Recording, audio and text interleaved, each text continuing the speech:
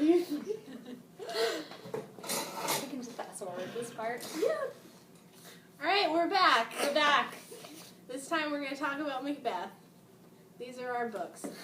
Miss St. Lawrence, how did you take notes? How did you prepare for this discussion? Okay. So since my teacher this round has been so kind as to not give me reading questions, the way that I've kind of kept track of things that I'm seeing in the text, particularly gender, since we just watched The Mask You Live In, is in my handy-dandy notebook. I don't know that our viewers can see this. It doesn't look like it at all. That's fine. But I can provide proof in class.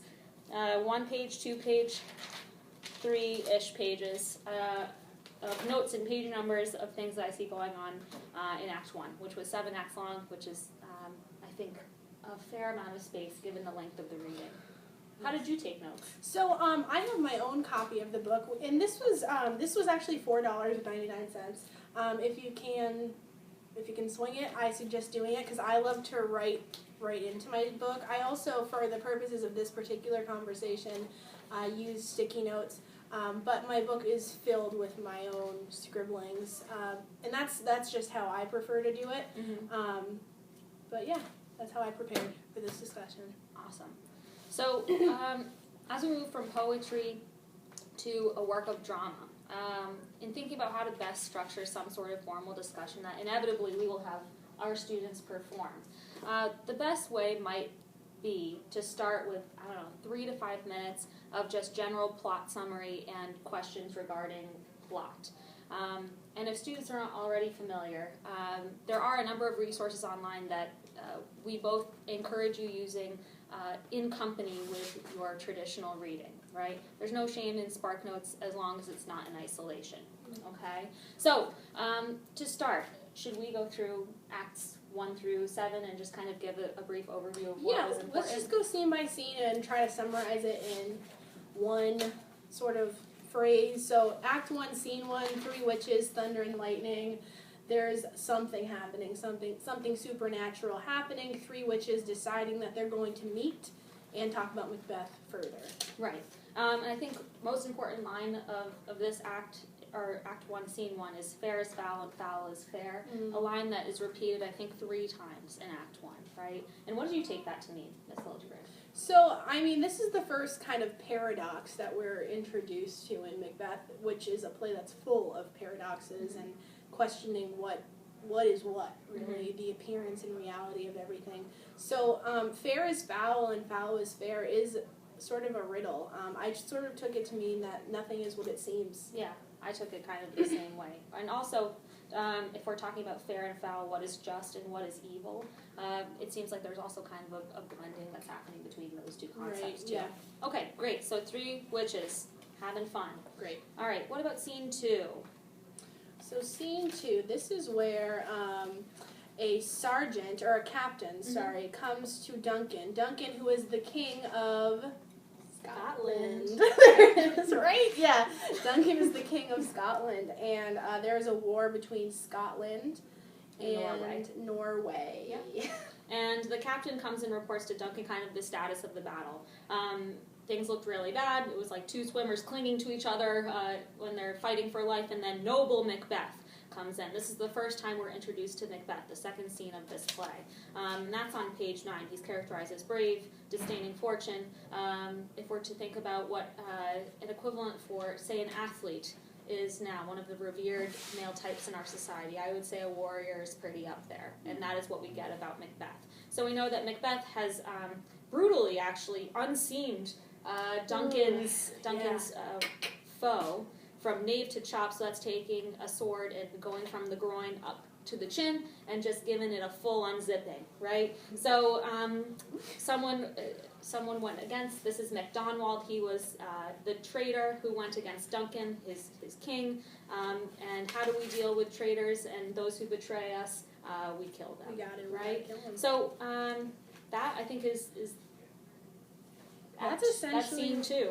What happens, yep. Oh, and we also know that Duncan is planning on giving Macbeth a higher title. He starts the play as Thane of Glamis, and we know that Duncan is going to award him Thane of Cawdor, so he's getting a promotion within his rank.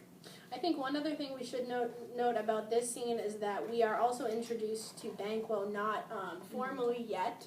We still haven't even really met Macbeth, but we've heard talk of him, and we've also heard talk of Banquo, who is Macbeth's bro. His bestie, his BFF. They're war buddies, and they sort of took on Norway together.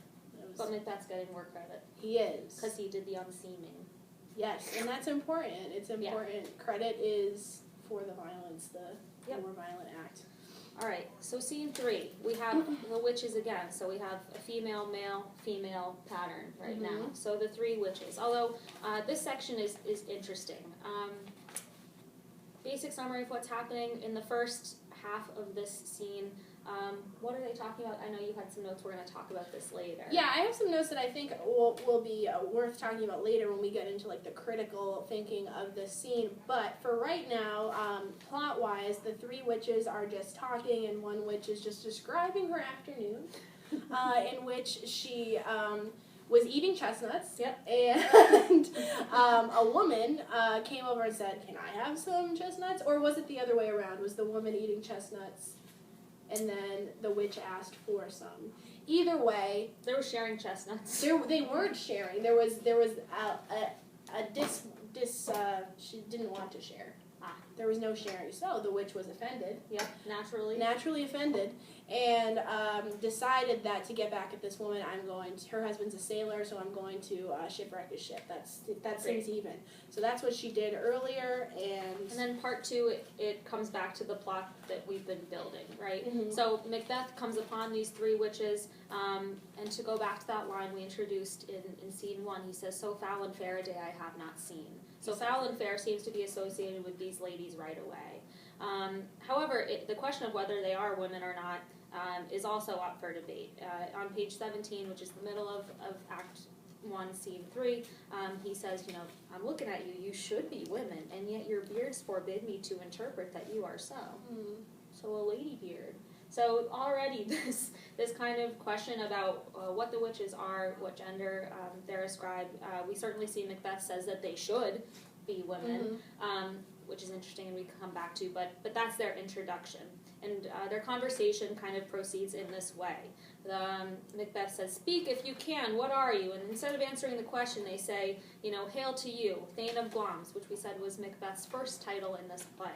Then they say, "Hail to thee, Thane of Cawdor." Macbeth does not know that he has been crowned, has been given a promotion yet. So he's like, very interesting. And then they say, "And you shall be king hereafter." So this is new news. This is a prophecy, right? They say, "You're going to ascend to the throne," and Macbeth has a lot of questions about this. It's pretty pleasing to his ears, I imagine, right? This is the promotion I've been dreaming of, right?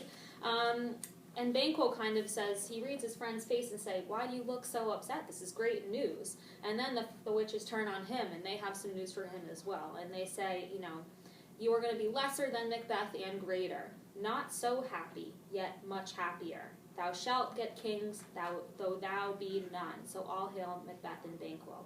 Miss Liljegren, what does that mean for Banquo? So my understanding is that, well, first of all, this paradox thing is coming back. Greater but not so great, whatever. There's that, but also this get, that's translated as beget, father. So we understand now that Banquo is going to be the father of kings, but not be king himself. So interesting, because we've learned thus far in this play that titles are hereditary. Yep. So it should follow that if Macbeth is going to be king, his children would be king. Right. So these 2 things can't happen at the same time. Right. If you ever want to cause a fight between friends, promise them the same thing. Yeah. Right? Okay, so Macbeth is like, "Stay, tell me more." And the scene ends with both of them kind of like laughing it off, saying like, "LOL, that's so weird that just happened." Is there anything I'm missing there? No, I think that. And then Ross and Angus come. Yeah. And tell them essentially everything that the witches told them, except for the king part. Right. They say, Macbeth, the battle went this way. Duncan has decided to bestow this favor upon you. You're now a higher up Thane, And then Macbeth kind of has this moment of like, ooh, that's weird. I just kind of heard that same thing. And the scene ends with, after some kind of internal conversation about what that means, he and Banquo kind of ride off into the sunset. They say, "Let us speak our hearts free to each other. That was so silly. I wonder what will happen." Basically, okay. Mm-hmm. So moving to scene 4, what happens here? So scene 4 is when we finally have a meeting between Duncan and Macbeth, and Duncan essentially says thank you in a really big way, and he's like, let's all have a sleepover. That's essentially what happens in this scene. I want to come to your house and hang out with you and your wife, and we're just going to hang out because I'm so proud of you. That's essentially what that scene is about. Yes. However, you think that's a great time. A sleepover with my king. Incredible. But there is some bad news for Macbeth at the end of this scene. So on page 29, this is where the scene ends. Duncan says, in line with what Miss Liljegren said, titles are hereditary. He says, I just want to make it clear now that we've given Macbeth this new promotion, in the spirit of promotions, I'm going to establish my estate upon my son, which is Malcolm, right? So my son is going to be the next king. And Macbeth has this moment. It is interesting to track Macbeth's asides, right? We've already introduced this idea of a face showing something and internally something else going on altogether. So while Macbeth is like cheesing, very happy about everything that's going on, inside he says, "The Prince of Cumberland, that's a step on which I must fall down or overleap. So I have to get rid of him or go over him somehow." So this conversation that moves the plot forward is already in motion.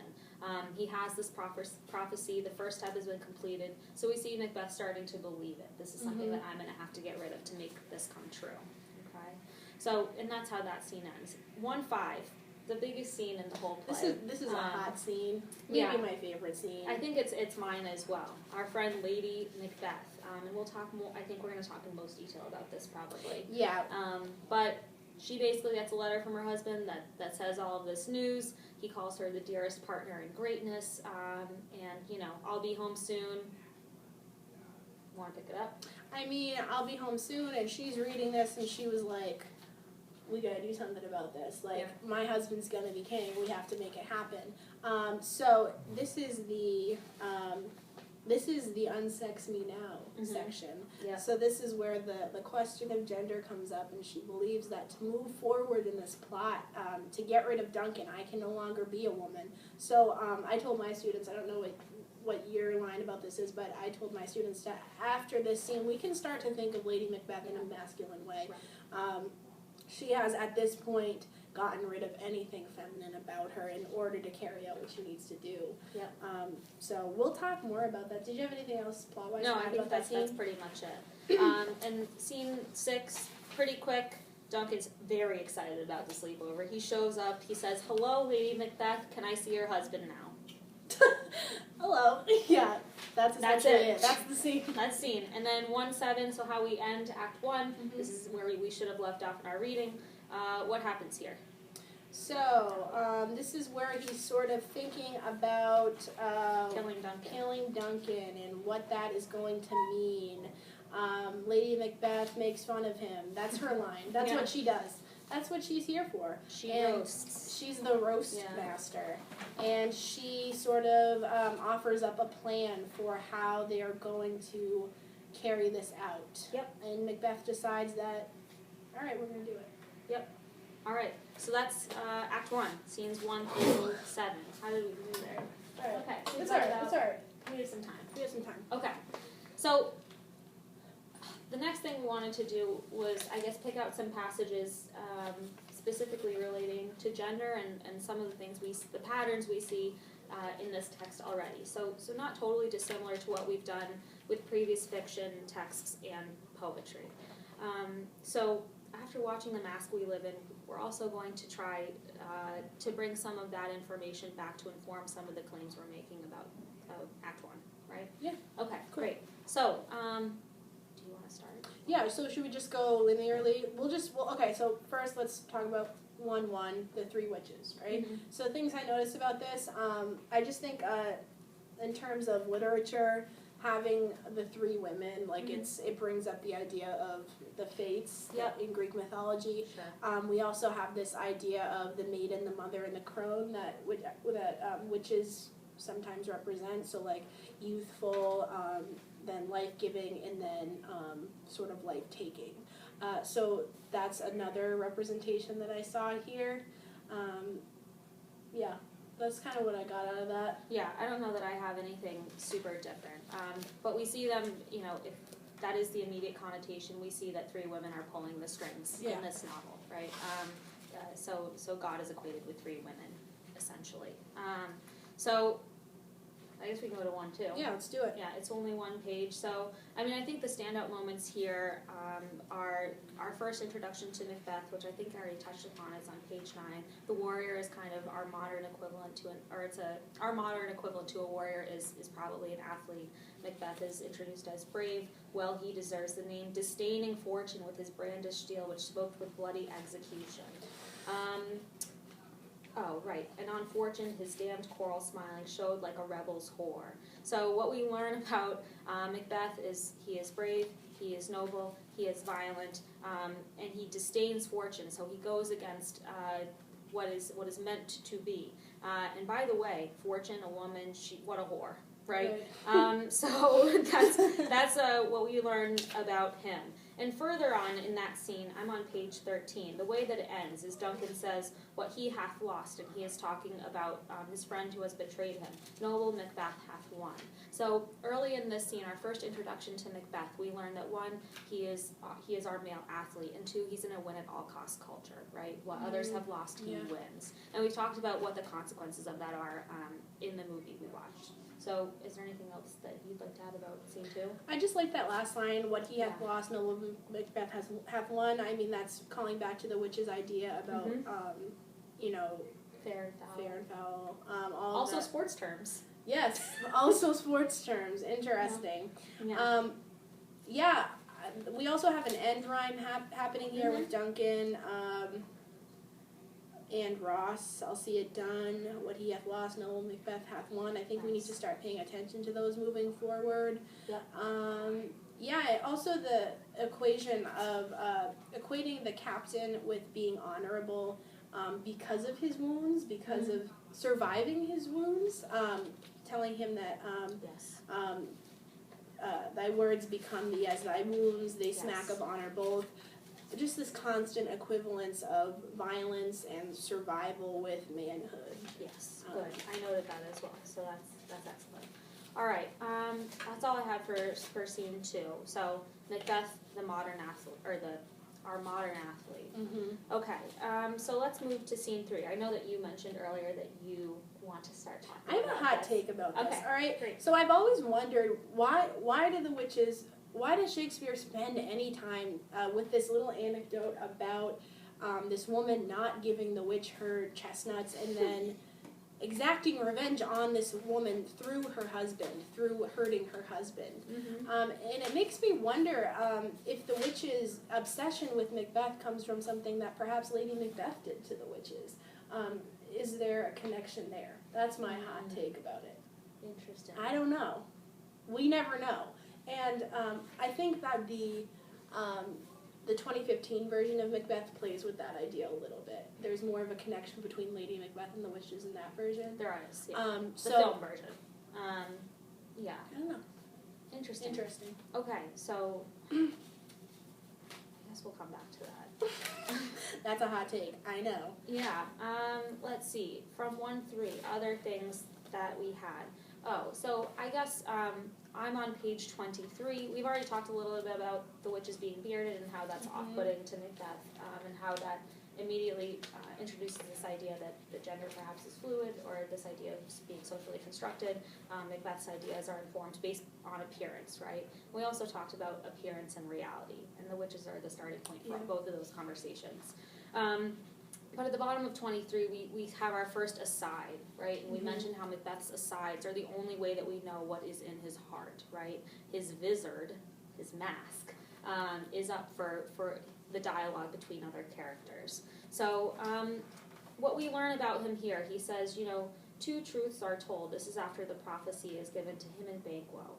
as happy prologues to the swelling act of the imperial theme. I thank you, gentlemen. This supernatural soliciting cannot be ill, cannot be good. Okay, so another paradox. This cannot be bad, but it can't be good either. If ill, why hath it given me earnest of success commencing in a truth? I am Thane of Cawdor. If good, why do I yield to the suggestion whose horrid image doth unfix my hair, and make my seated heart knock at my ribs against the use of nature? Present fears are less than horrible imaginings. My thought whose murder yet is fantastical shakes, so my single state of man. Okay, so the things that are happening in this aside is, one, we see Macbeth kind of says, like, a good thing, I got a promotion, but why do I feel so like my hair is standing on end, my heart rate is accelerated, I have these terrible nightmares, and he mentions he's already contemplating murder, and this shakes my single state of man. And I'm not sure if he's saying that his fears are the things that shake his single state of man, like being afraid is not manly, right? But he already knows that this is kind of the path that he's set down upon, right? So related to this idea of appearance and reality, he's been given this prophecy, and Lady Macbeth, we're going to see, is going to reinforce this, right? So are our desires our own? Right? Does Macbeth actually want to do this? Or is it something that's informed from some greater force in male peer culture? Right? That's a quotation directly from the mask we live in. And I think a prompt that they can use for their homework later on. But, so I think that's important. Macbeth's asides are the only time we see his heart. And while this gives me some concern for him, at the end of 1-4, he and Banquo are riding off into the sunset, and they speak their hearts freely to one another. This is the bottom of 25. So I'm like, oh, we know he has a friend to talk to. We're okay, at least for now. Okay? Yeah. So that's, I think, the important parts of 1-4. Do you have anything to add? No, I think that's true. I just want to make note, Banquo does set... 1-3, I'm sorry. Yes, yeah. Sorry, 1-3. Yeah. There are two mentions of this clothing motif that's going to become increasingly important as the text moves on. When Macbeth is presented with the title of Thane of Cawdor, he asks, "Why do you dress me in borrowed robes?" And then later Banquo says, "New honors come upon him like our strange garments, cleave not to their mold, but with the aid of use." So, like, clothes don't necessarily fit us until we use them, until we wear them in. So, this idea of, like, clothes make the man and that presentation is important, I think is going to become increasingly important. Yeah. Yeah. Okay. Awesome. So, I guess 1-5. Or 1-4. I know, I want to do 1-5 too. Because the pages are at the top. Yeah, I don't know. 1-4, what's important? This is where Duncan executes MacDonald, who is a traitor, right? And it's important to know, one thing I struggle with in Shakespeare, and this is no exception, is a lot of the names sound exactly the same, right? So we have Malcolm, Macbeth, MacDonald, and later we meet Macduff. And I think this is done for the intention of foiling, right? Which is where he plays two characters who are similar in some way. These are all warriors. And the differences in how they carry that title and act because of it shows us what type of people they are, right? Even though all things are equal in this way, they are foiled because there are some slight differences that are meant to emphasize other traits in their peers, right? So I'll wait for that to go. I don't think so. I hope not. We'll pause it and, well, I don't know. It'll be fine. We'll see what happens. So in 1-4, we know that this execution is carried out, and Duncan kind of first reveals how people are dealt with in this time period, right? Duncan says that on page 27, there's no art to find mind's construction in the face. He was a gentleman on whom I built an absolute trust. So we know that this was his friend, MacDonald. But he said there's no art to find a mind's construction of the face. So this idea that your face can hide what's in your mind and in your heart, right? And the way that he decides to deal with a friend who built an absolute trust upon is to publicly execute him. I think that I do love this. I love that Duncan says this and it's not an aside. Because I feel like Duncan, in almost all of the interpretations of Macbeth that I've seen and watched, that Duncan is a good man. Duncan really, I mean, he lives in a violent culture, but, like, he's a truthful, honest man. And I just think it's really nice that he's vulnerable in this moment. Like, Yeah. I'm very sad. Yeah. You know, this is a sad moment. It's true. And he said, and that intimacy is carried out at the bottom of page 27 too. He says to Macbeth and Banquo, who he feels have protected him, he says, you know, let me enfold thee and hold thee to my heart. Let me embrace you, right? Mm-hmm. So another moment of this sort of intimacy, right? Even though he does have a violent solution for dealing with his friend. But speaking of violence, if we're turning to page 29, Macbeth, this is another aside, right, talking about the Prince of Cumberland, which is hilarious. I love this scene in so many of the films. It's like, the Prince of Cumberland. That's how it's said. I don't know why I haven't been asked to play Macbeth. I don't know. Crazy. But, you know, he says that that's a step on which I must fall down, you know, exact with violence or overleap, for in my way it lies, right? So, stars, hide your fires, let not light see my black and deep desires. The eye wink at the hand, yet let that be which the eye fears when it is done to see. So there's a couple of things I noted about this aside, besides that it's showing us Macbeth's feelings, right? And they're not great. But, you know, he says, for in my way it lies. So, my way. There's a couple different things that means to me. One, he buys into this idea that there's a predetermined path that has been laid down for him. And that is where he takes his instruction. In the film we just watched, I think that argument exists, right? There is a way, there is a path, for men specifically. And women are complicit in ascribing that path. So, interesting part number one. This idea of end rhyming. The whole thing. That's back again. It's fires, desires, B, C, okay, or like, what is going on? And another interesting thing he says is like the eye wink at the hand. So this idea of kind of being disassociated from this part of my body, right? We read this. We know that's going to become increasingly important, but seeing our actions, the things we carry out with our hands, is different from what we have in our face. Another kind of bodily separation. We have the head and heart separation, the face and mind, and now we have the eye and hand. So seeing yourself in pieces is kind of odd. Speaking of the hand and eye, one thing that I saw developed in all of these scenes is the sight motif. So he says his eye is winking, so temporarily opening and closing, which the eye fears when it is done to see. So there's this idea of not seeing things, temporarily blocking yourself off from seeing, and that's going to develop further. I think I took note of other places where I see sight and blindness coming up. Do you want to add anything to that? I was just thinking that, like, this idea of the rhyming maybe plays into this idea of fate, like it's calculated. Yeah.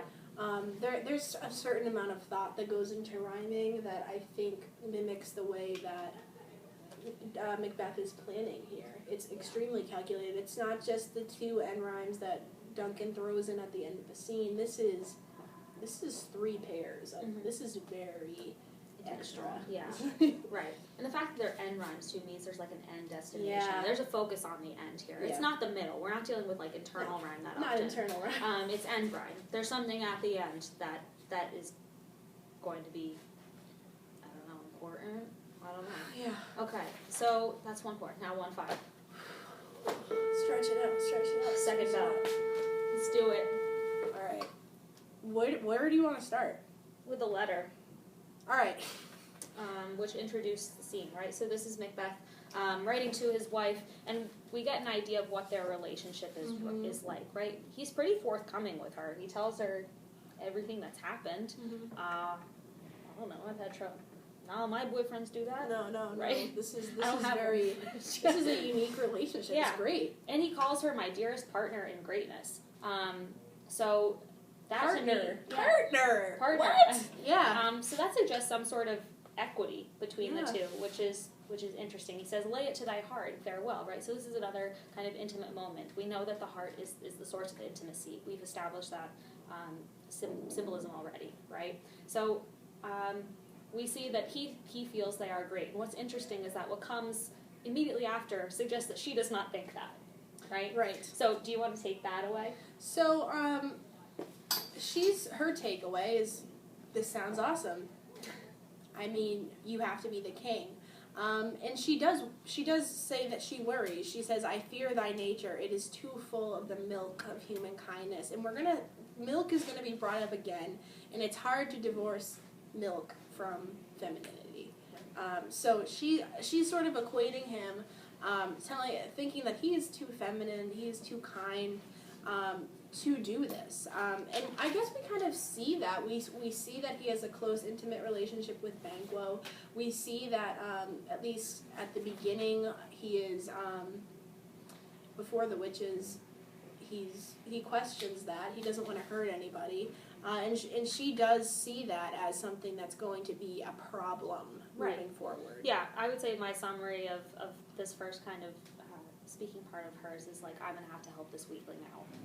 Like, I'm going to have to, pour my spirits in your ear and chastise your valor with my tongue. So I'm going to have to make you be courageous. I'm going to have to be whispering to you, like, don't get mad. Like, don't be right? Don't do the it. entire time. So, interesting, right?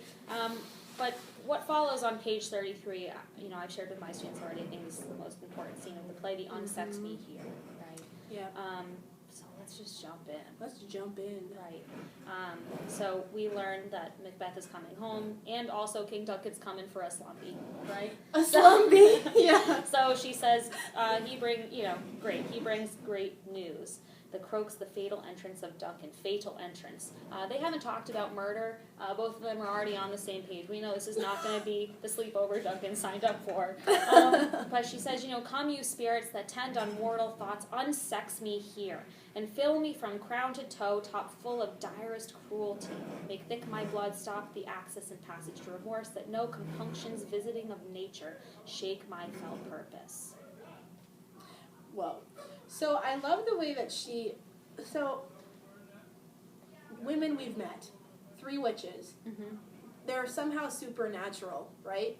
And now all of a sudden we meet Lady Macbeth, and she's calling onto spirits as well. Yeah. So I feel like, again, we have a parallel between the witches and Lady Macbeth that's like, okay, what's going on here?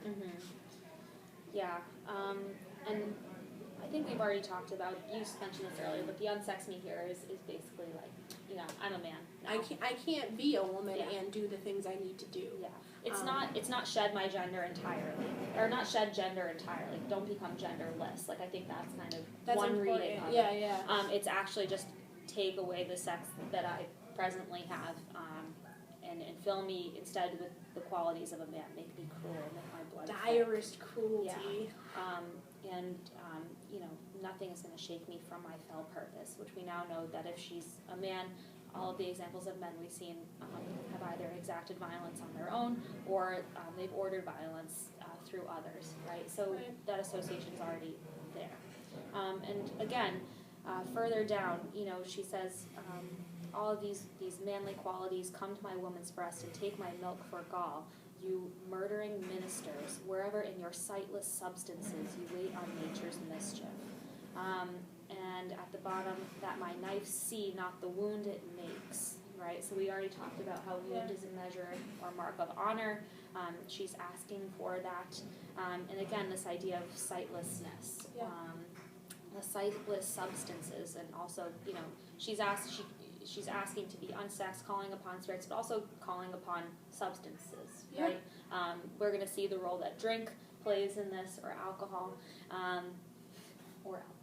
I think they know what drink is. But drink. But all of this plays a role, and all relates to the film we just watched, right? Yeah, absolutely. To be a man and to be all that is a man, we need this help, because what we expect from men is not natural. You need something else. You need spirits. You need alcohol. Is there anything else I'm missing from here? So one other thing that I wanted to mention, the subtext of come to my woman's breast and take my milk for gall. I don't know how much everyone knows about human biology, but women are not born with milk in their breasts. Yeah. They have to have had a child for it to be there. So we have an implication here that Lady Macbeth has mothered or has carried a child. We will never meet a child. There is no child. So there's a lot of implication. We can make a lot of guesses as to what happened, but I think the most common assumption is that they, right before the start of this play, they have lost a child.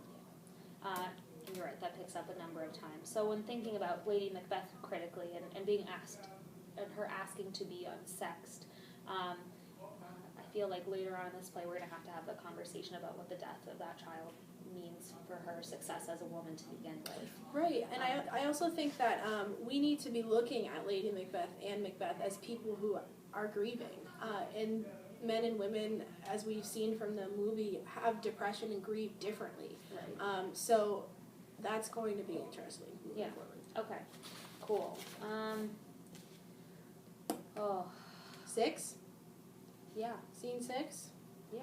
Scene 6. Did you have anything for this one? I wrote meh in my notebook. I feel like scene 6 is boring because Duncan shows up and Lady Macbeth's like, hello. And then he's like, I want to see your husband. And she's like, all right, great. And then, yeah, Great. Great. So 1-7, the last scene of Act 1 on page 39. We open with another, it appears that Macbeth is not talking to anyone, right? This is a soliloquy, so it's spoken alone, because on page 41 we see enter Lady Macbeth after he's finished speaking. So this is where he's kind of going back and forth between why it would be good to kill Duncan and why it would be potentially challenging. I don't know. He says this even-handed justice commends the ingredients of our poisoned chalice to our lips. So here we have another reference to drinking. Right? Yes. And the rest of this kind of just shows his back and forth. And I think the interesting or important part of this is, you know, again, we don't see Macbeth being like totally convinced that this is what he wants to do. It's only when Lady Macbeth enters on page